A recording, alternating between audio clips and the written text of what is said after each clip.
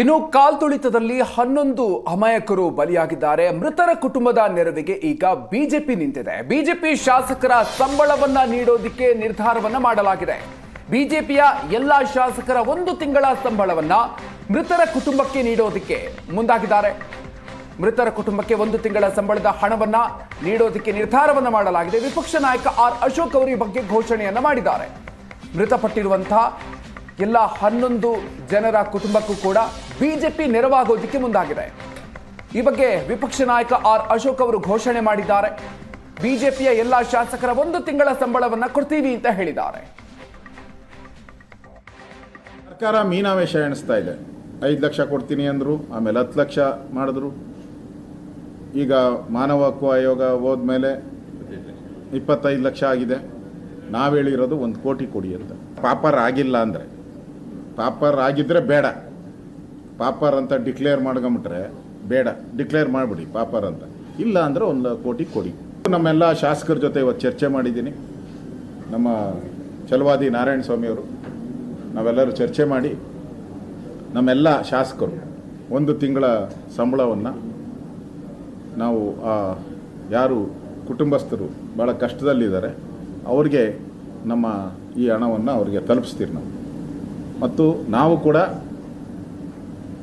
ಎಲ್ಲಿ ಸಾಧ್ಯವಾದ ಎಲ್ಲ ಕಡೆಯೂ ಕೂಡ ಹೋಗಿ ಯಾರ್ಯಾರು ನಮ್ಗೆ ಸಿಗ್ತಾರೋ ಅವರೆಲ್ಲ ಹೋಗಿ ಅವರ ಮನೆಗಳಿಗೆ ಭೇಟಿ ಮಾಡಿ ಸಾಂತ್ವನ ಹೇಳುವಂಥ ಕಾರ್ಯಕ್ರಮವನ್ನು ಕೂಡ ನಾವು ಮಾಡ್ತೀವಿ. MLA MLC 1 ತಿಂಗಳು 1 ತಿಂಗಳ ಸಂಬಳವನ್ನು ನಾವು ಕೊಡೋದು. ಬಿಜೆಪಿ ಶಾಸಕರ ಸಂಬಳವನ್ನ ನೀಡೋದಕ್ಕೆ ನಿರ್ಧಾರವನ್ನ ಮಾಡಲಾಗಿದೆ. ಬಿಜೆಪಿಯ ಎಲ್ಲಾ ಶಾಸಕರ 1 ತಿಂಗಳ ಸಂಬಳವನ್ನ ಮೃತರ ಕುಟುಂಬಕ್ಕೆ ನೀಡೋದಕ್ಕೆ ಮುಂದಾಗಿದ್ದಾರೆ. ಮೃತರ ಕುಟುಂಬಕ್ಕೆ 1 ತಿಂಗಳ ಸಂಬಳದ ಹಣವನ್ನ ನೀಡೋದಕ್ಕೆ ನಿರ್ಧಾರವನ್ನ ಮಾಡಲಾಗಿದೆ. ವಿಪಕ್ಷ ನಾಯಕ ಆರ್ ಅಶೋಕ್ ಅವರು ಈ ಬಗ್ಗೆ ಘೋಷಣೆಯನ್ನ ಮಾಡಿದ್ದಾರೆ. ಮೃತಪಟ್ಟಿರುವಂತಹ ಎಲ್ಲ 11 ಜನರ ಕುಟುಂಬಕ್ಕೂ ಕೂಡ ಬಿಜೆಪಿ ನೆರವಾಗೋದಕ್ಕೆ ಮುಂದಾಗಿದೆ. ಈ ಬಗ್ಗೆ ವಿಪಕ್ಷ ನಾಯಕ ಆರ್ ಅಶೋಕ್ ಅವರು ಘೋಷಣೆ ಮಾಡಿದ್ದಾರೆ. ಬಿಜೆಪಿಯ ಎಲ್ಲಾ ಶಾಸಕರ 1 ತಿಂಗಳ ಸಂಬಳವನ್ನ ಕೊಡ್ತೀವಿ ಅಂತ ಹೇಳಿದ್ದಾರೆ. ಸರ್ಕಾರ ಮೀನಾವೇಶ ಎಣಿಸ್ತಾ ಇದೆ. 5 ಲಕ್ಷ ಕೊಡ್ತೀನಿ ಅಂದರು, ಆಮೇಲೆ 10 ಲಕ್ಷ ಮಾಡಿದ್ರು. ಈಗ ಮಾನವ ಹಕ್ಕು ಆಯೋಗ ಹೋದ್ಮೇಲೆ 25 ಲಕ್ಷ ಆಗಿದೆ. ನಾವು ಹೇಳಿರೋದು 1 ಕೋಟಿ ಕೊಡಿ ಅಂತ. ಪಾಪರ್ ಆಗಿಲ್ಲ ಅಂದರೆ, ಪಾಪರ್ ಆಗಿದ್ದರೆ ಬೇಡ, ಪಾಪರ್ ಅಂತ ಡಿಕ್ಲೇರ್ ಮಾಡ್ಕೊಂಬಿಟ್ರೆ ಬೇಡ, ಡಿಕ್ಲೇರ್ ಮಾಡಿಬಿಡಿ ಪಾಪರ್ ಅಂತ. ಇಲ್ಲ ಅಂದರೆ 1 ಕೋಟಿ ಕೊಡಿ. ನಮ್ಮೆಲ್ಲ ಶಾಸಕರ ಜೊತೆ ಇವತ್ತು ಚರ್ಚೆ ಮಾಡಿದ್ದೀನಿ. ನಮ್ಮ ಛಲವಾದಿ ನಾರಾಯಣ ಸ್ವಾಮಿಯವರು ನಾವೆಲ್ಲರೂ ಚರ್ಚೆ ಮಾಡಿ ನಮ್ಮೆಲ್ಲ ಶಾಸಕರು 1 ತಿಂಗಳ ಸಂಬಳವನ್ನು ನಾವು ಯಾರು ಕುಟುಂಬಸ್ಥರು ಭಾಳ ಕಷ್ಟದಲ್ಲಿದ್ದಾರೆ ಅವ್ರಿಗೆ ನಮ್ಮ ಈ ಹಣವನ್ನು ಅವ್ರಿಗೆ ತಲುಪಿಸ್ತೀರಿ ನಾವು. ಮತ್ತು ನಾವು ಕೂಡ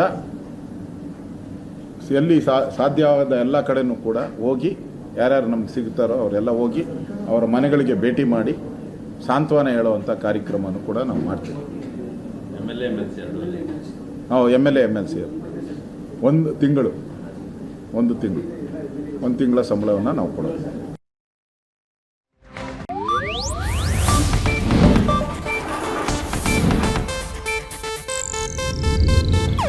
ಇದು ಏಷ್ಯಾನೆಟ್ ನ್ಯೂಸ್ ನೆಟ್ವರ್ಕ್ ಪ್ರಸ್ತುತಿ.